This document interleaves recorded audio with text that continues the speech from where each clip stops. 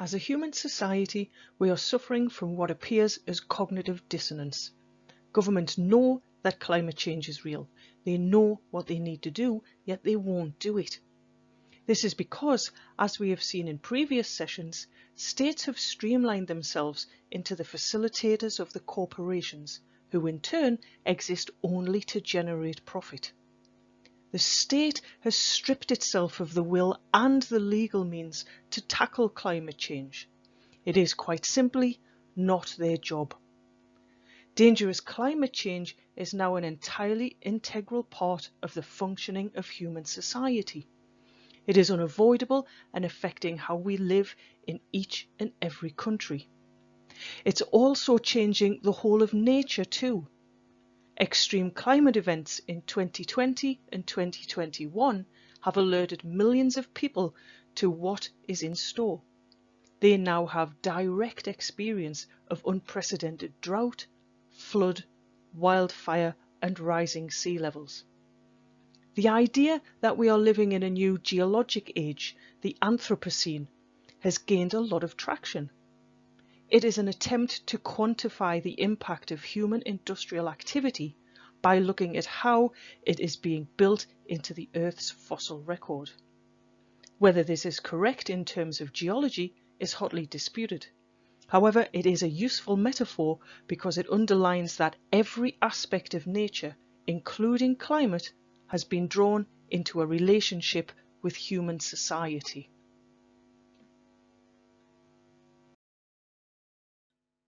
Climate change is changing our society and the ecosystem which sustains it. A good example to look at in more detail is Brazil.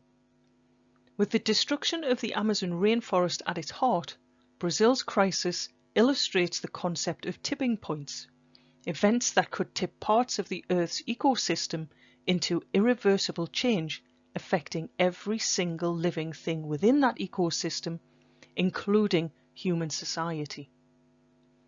Repeated conservation treaties signed by Brazilian governments have made no difference, and the ones signed at COP26 will be treated in exactly the same way.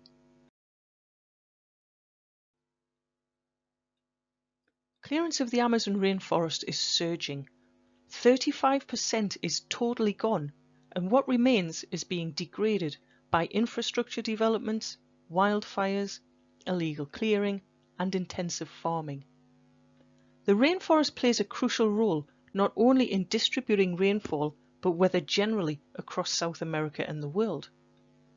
The Amazon rainforest was one of the Earth's most important carbon sinks. However, in July 2021, research was published which shows that it is now emitting more CO2 than it is storing, and more than 10,000 Amazon species, both plants and animals, are becoming extinct. In 2019, forest fires swept through an area of over 7.5% of the total remaining rainforest, killing an estimated 2.3 million animals. Then, in 2020, Brazil suffered a brutal frost, killing thousands of coffee trees, which in turn pushed up the world coffee price. Brazil is now in the midst of its worst ever drought. Crops are failing in the farming regions of São Paulo and Mato Grosso do Sul. The price of food is rising, and as Brazil is a major food exporter, this will also increase global food prices. 7.5 million people in the city of São Paulo are suffering water shortages because reservoirs have dropped to below 1/10 of capacity. And now, because much of Brazil's power comes from hydroelectric, they are facing power cuts coupled with energy price rises of up to 40%.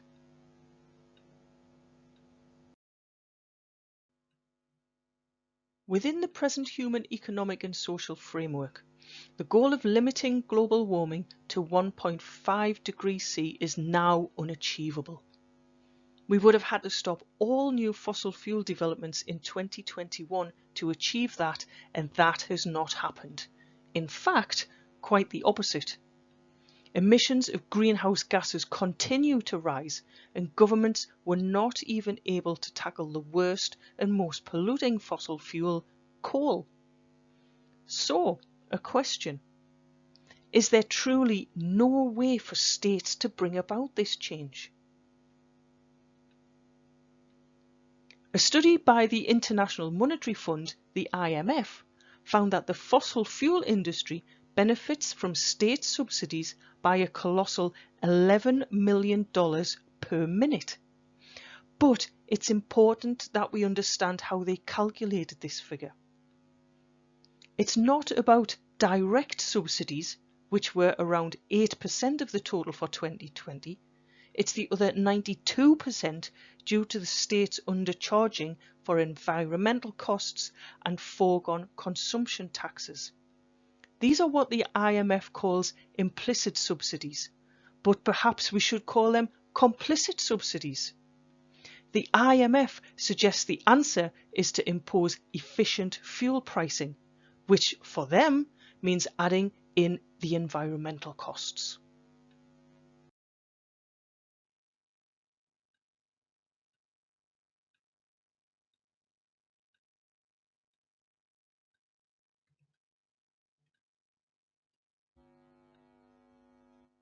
As you can see, if governments imposed this by 2025, it would reduce global carbon emissions 36% below baseline levels, in line with keeping global warming to 1.5 degrees.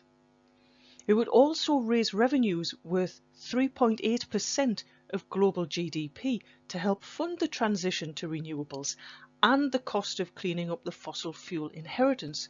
Plus, it would also prevent around 1 million deaths from air pollution. So, cutting emissions and making the transition from fossil fuels to renewable is far from impossible, but it does require regulation and a reduction in profits. Market-driven, captured governments have for more than 4 decades turned away from economic regulation, as demonstrated by the financial crisis. Corporations are given free rein to expand growth by governments totally invested in and tied to the capitalist system. In other words, the failure of the COP is built into the process. The problem here is the rule of a system of production which classifies anything consumed in the production process which corporations are not forced to pay for as costs of production as externalities. In effect, the IMF is asking governments to force corporations to internalize externalities.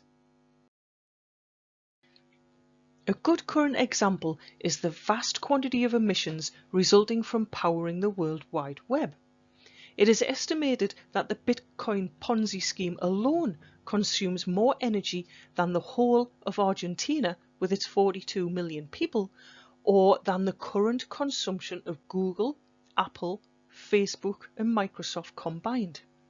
Capitalism will only switch to renewables if it is profitable. However, even imposing a requirement that new service centres generate their own power on site from renewables will not resolve this problem. As long as the profit motive dominates and corporate power over the state continues, even the switch to renewables will not address the planet's ecological crisis. Investigative journalism site The Ferret found that all 5 companies that own the cables linking the UK's 24 offshore wind farms to the onshore grid use tax havens. These companies got hold of this crucial infrastructure by winning government auctions. They didn't buy the cables, they just operate them and get paid whether the turbines are turning or not. Tax analysts say the Exchequer is losing out on several £100 million that could be funding the transition out of oil and gas. In the Nevada desert, protesters are camped out at Thacker Pass, trying to prevent a corporation from turning 18,000 acres of public land into a massive open-plan pit. The lithium mined is for batteries to power the expansion of electric vehicles. However, the proposed mining process used sulfuric acid, which will seep into the groundwater.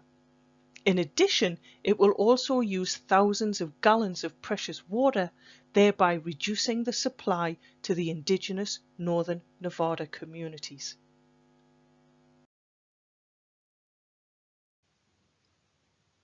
Achieving net zero by 2050 is the new goal. Governments are looking at making small cuts in emissions, giving time for technological and other fixes to expand. The idea is that by the middle of the century, remaining emissions will be offset and a stable state will be reached. It's the latest version of magical thinking, fake solutions to avoid challenging the free market's right to emit. These so-called solutions include carbon capture and storage, green fuels, offsetting, carbon taxes, and environment services, whereof cash value is ascribed to natural products. Then there are techno fixes like burying charcoal, direct air extraction of CO2, Green New Deals, and seeding the stratosphere with sulfuric acid. Every single one provably useless at this point, and in some cases especially damaging. Some might make a contribution, but only as part of an energy transformation. They all linger on as zombie solutions, and net zero simply combines them into one climate-wrecking fraud. The latest scam is switching to profitable hydrogen as a green fuel. For example, offsetting carbon emissions by planting trees or switching to green fuels would use so much land and water that whole populations would be condemned to starvation, as biofuels use land to grow crops to make oil for burning instead of food. This is in addition to the destruction of entire species and their natural habitats. 3 leading climate scientists, James Dyke, Robert Watson, and Wolfgang Knorr, conclude, and I quote, "Rather than acknowledge the seriousness of our situation, we instead continue to participate in the fantasy of net zero." They add, "The time has come to voice our fears and be honest with wider society. Current net zero policies will not keep warming to within 1.5 degrees because they were never intended to. They were and still are driven by a need to protect business as usual, not the climate."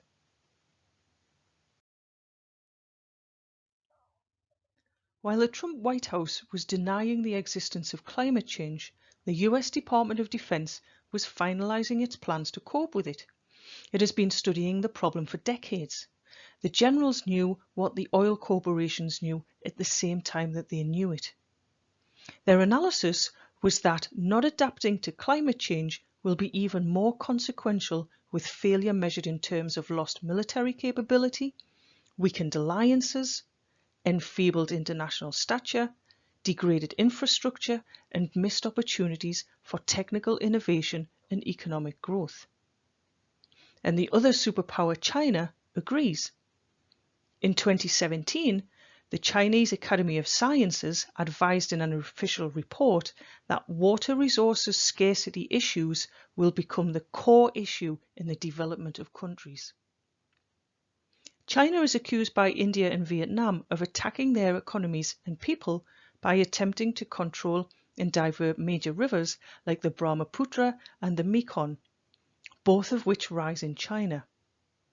How China behaves militarily and economically will have a huge impact in the future. For example, when China faced a drought in 2017, the government bought millions of tons of wheat on the international market, pushing up the global price. The curse of oil is rapidly transforming into the curse of lithium. Having big resources of this crucial mineral puts your country at risk of geopolitical attack from big powers determined to control it for their own economic purposes. Taking as an example the 2021 floods in Germany, the government there can support recovery, but what if it becomes a frequent event, say every 3 or 4 years? Areas will simply become inhabitable over time. People will lose their property and their belongings. Where will they go? How will the government compensate them? Now imagine that scenario in every country, including the poorest. As the Washington Post puts it, imagine in the coming years a global politics shaped by resurgent nationalism. Governments prioritise their own energy and food needs, invest more in national security than in global development, and undercut international efforts to curb the emissions of greenhouse gases. We saw how this would play out with the example of the Johnson government's response to COVID-19. First, they went for herd immunity, recklessly leading to thousands of deaths. Then they went all out for the vaccine, using their wealth to grab more than their share, hoard it, and prevent poor countries getting any. This self-defeating action lengthens the pandemic, creating ideal conditions for new strains of the virus to emerge in unvaccinated populations and spread. It is more disruptive of the global economy than international shared distribution would have been. But that's the world we live in. Globalization in economy, but backward nationalism in politics. One can easily imagine a scenario where the Chinese and Saudi owners of African agricultural land, grabbed with the support of corrupt governments, use local police and military to ensure the export of crops to their home countries as those living around their corporate-run farms, often the former owners of that land, starve. But before long, that precious land would itself be infertile through overcropping, desertification, loss of topsoil, flooding, salination, or all of the above. In other words, nationalism and populism can only lead to a zero-sum game where everybody loses. Climate has no borders, as the slogan runs, and the idea that capitalism can achieve business as usual is a fantasy. How we might resolve this problem will be the core of the next session.